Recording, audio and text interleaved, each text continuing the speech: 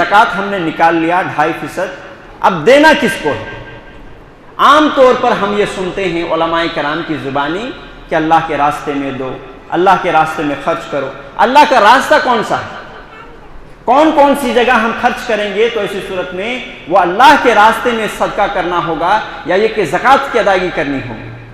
کون کون سے مصرف ہیں جو زکوٰۃ نکالنے کے بعد ہم ان کو دے سکتے ہیں؟ اس تعلق سے سورہ توبہ کی آیت نمبر 60 میں اللہ رب العالمین نے فرمایا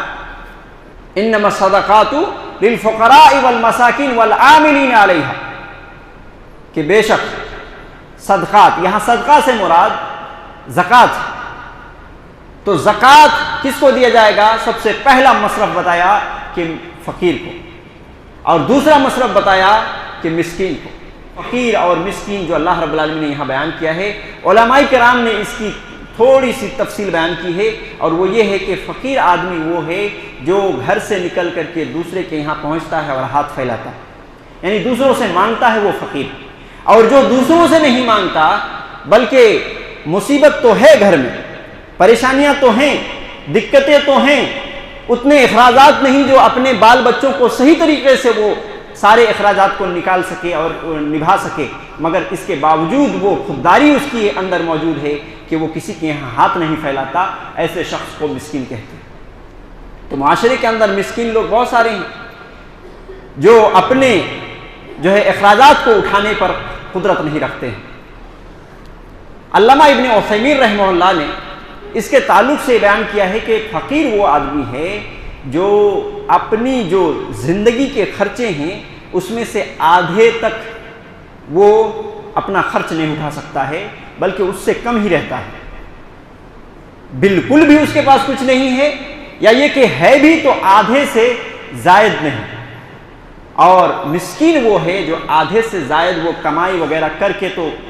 جٹا لیتے ہیں اور اپنے گھر میں نکال لیتے ہیں سارے خرچ وغیرہ، لیکن وہ مکمل طور سے وہ اس طریقے کے لائق نہیں ہوتے، یا یہ کہ وہ جو محنت اور مزدوری جو کچھ بھی کرتے ہیں وہ ان کے پیسے سے پوری طریقے سے ان کے گھر میں جو ہے ساری چیزوں کے انتظام نہیں ہو پاتے، تو ایسے لوگ مسکین ہیں۔ بہرکیف اللہ رب العالمین نے زکوٰۃ کے مصرف میں سب سے پہلے کس کو بیان کیا؟ کہ فقیر اور مسکین، اور تیسرے نمبر میں والعاملین علیہا، کہ جو لوگ زکوٰۃ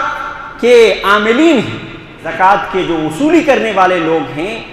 ان لوگوں کے لیے بھی اللہ رب العالمین نے زکوٰۃ کے مال کو حلال کیا۔ ہندوستان کے اندر یہ تو سسٹم نہیں ہے، مگر یہ ہے کہ اسلامی ریاست کے اندر حکومت کی طرف سے کچھ لوگوں کو خاص کر دیا جاتا ہے اور ان کو ایک علاقہ دے دیا جاتا ہے کہ علاقے میں جتنے لوگوں کے یہاں زکوٰۃ کی فرض ہوں گے ان کے مال تمہیں لینے ہیں، اور علاقے ہی میں جتنے غربا، مسکین اور اس طرح کے حاجت مند لوگ ہیں ان کو تقسیم کر دینا ہے۔ تو یہ جو حکمراں کی طرف سے ذمہ داری دی جاتی ہے وہ ہیں عاملین زکوٰۃ، زکوٰۃ کے اصول کرنے والے لوگ۔ تو ان کو پھر کیسے دیا جائے گا؟ ان کو جس طریقے سے وہ جس لیول کے آدمی ہیں اور جس کے مستحق ہیں، ان کو دین کے حساب سے جس طریقے سے آدمی مزدوری دیتا ہے اسی طریقے سے زکوٰۃ کے مال میں سے ان کو مزدوری دینا جائز ہے۔ ایسا نہیں کہ پرسنٹ کا حساب نہیں اس میں کہ اتنے اٹھائے، 10 لاکھ اٹھائے تو 5 لاکھ لے لیے، 10 لاکھ اٹھائے تو 4 لاکھ اپنے جیب میں بھر لیے۔ تو ہندوستان کے ماحول میں چونکہ ہماری ریاست بھی نہیں ہے، ہماری حکومت نہیں ہے، جس کی وجہ سے لوگوں کو خود سے ادارے کو چلانے کے لیے اور اس طرح کے کفالت کرنے کے لیے ان کو خود سے چندہ کرنا پڑتا ہے، اور جس کی وجہ سے یہ گھوٹالہ بھی دیکھنے کو ملتا ہے کہ بہت سارے لوگ اس طریقے سے کرتے ہیں کہ 40%، 30% اور 50% پانے کے لیے وہ آتے ہیں۔ تو یہ غلط چیز ہے جو نہیں ہونے چاہیے، لیکن حکومت ہماری نہیں ہے جس کی وجہ سے جانے انجانے میں اس طریقے سے ہو رہا ہے۔ تو عاملین زکوٰۃ جو ہیں ان کے لیے جو جائز ہے، تو جائز ہے کہ کیا مطلب ہے کہ ان کے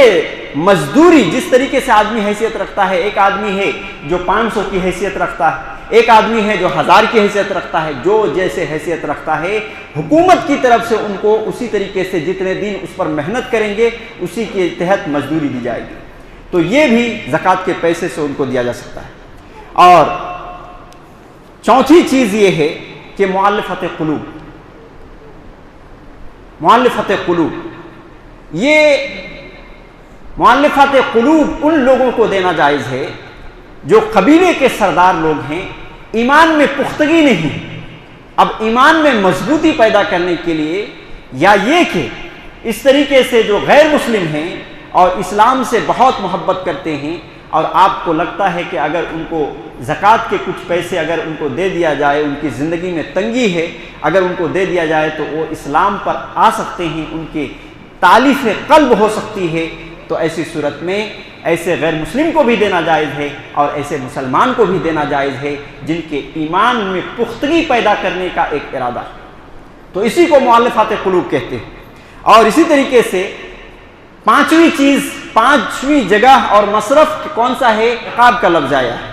اس کا مطلب ہے گردن آزاد کرنا۔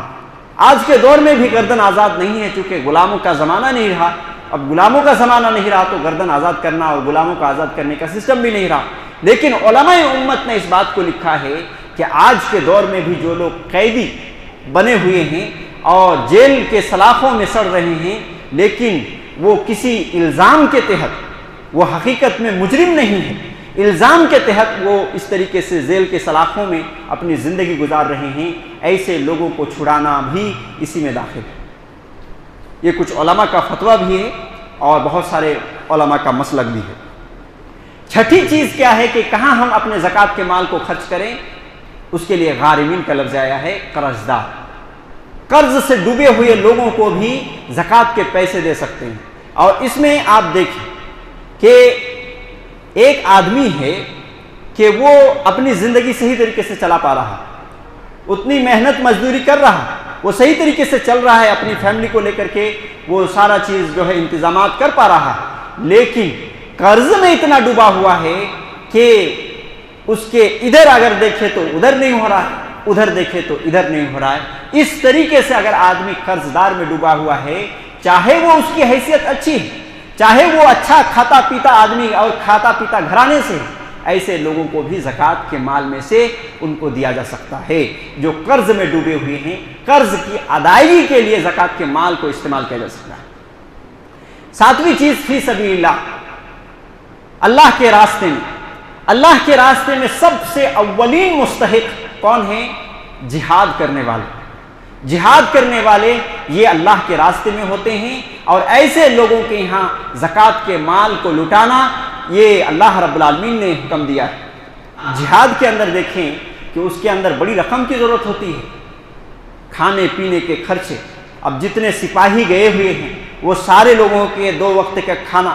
ساتھ ہی ساتھ اسلحے وغیرہ اور اس طرح کی جو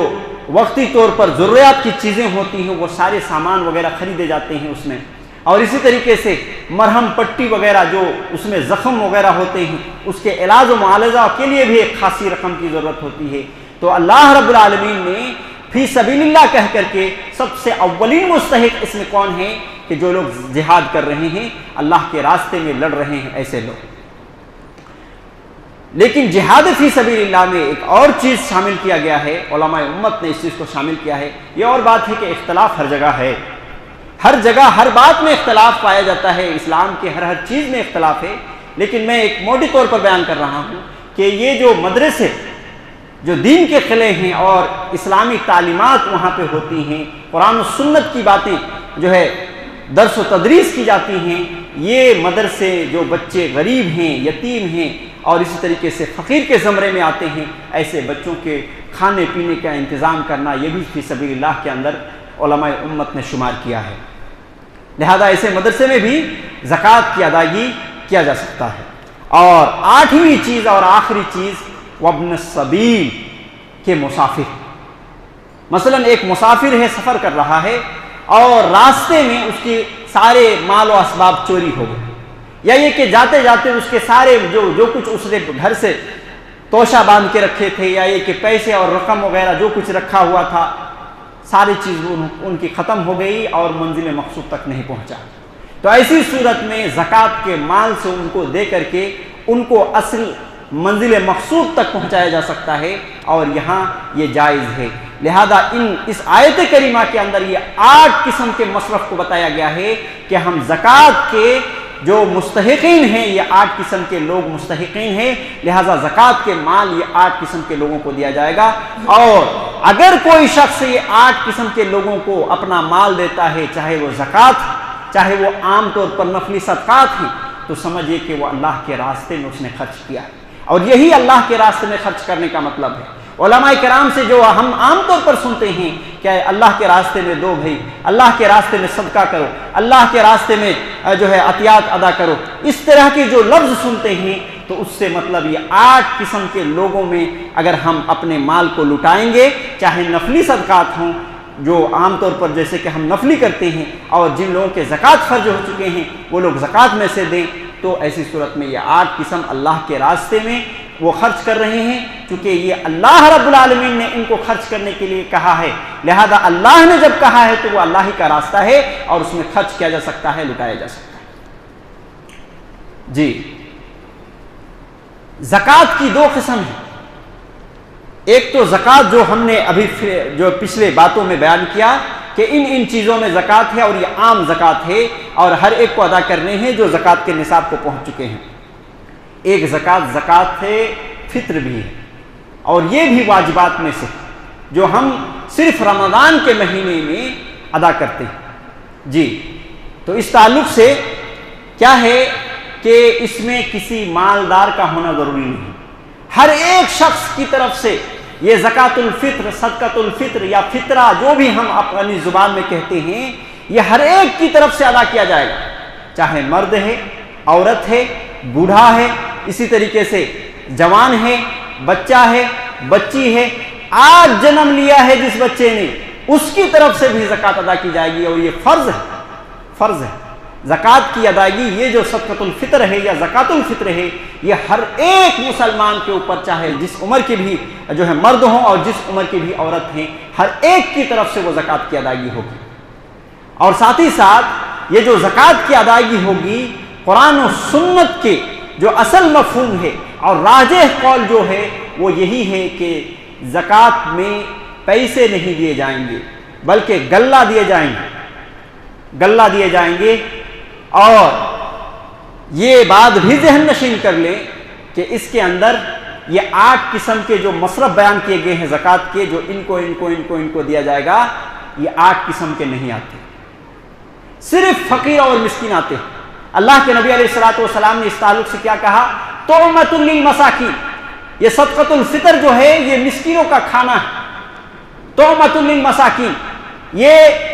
مسکینوں کا کھانا ہے، اور مسکین جیسے کہ بتایا گیا کہ وہ آدمی جو اپنا محنت مزدوری تو کر رہا ہے، کچھ حد تک وہ اپنی زندگی تو گزار رہا ہے، لیکن زندگی میں مشکلات ہیں، پوری طریقے سے اپنے فیملی کو صحیح طریقے سے وہ جو ہے کور نہیں کر پا رہا ہے، سارا انتظام نہیں کر پا رہا ہے، ایسے لوگ مسکین ہیں۔ جب مسکین کے لیے جائز ہو گیا تو اس سے جو زیادہ فقیر ہیں اور غریب ہیں، جو کہ جس کو ہم فقیر کہتے ہیں، ایسے لوگ بھی اس میں شامل ہو گئے۔ لہذا زکوٰۃ الفطر یا صدقۃ الفطر میں صرف یہ 2 قسم کے لوگوں کو دیا جائے گا، اور باقی 6 قسم جو زکوٰۃ کے جو مصرف ہیں وہ 6 کٹ جاتے ہیں، صرف یہ 2 ہی رہ جائیں گے، مسکین کو دینا ہے اور فقیر کو دینا ہے۔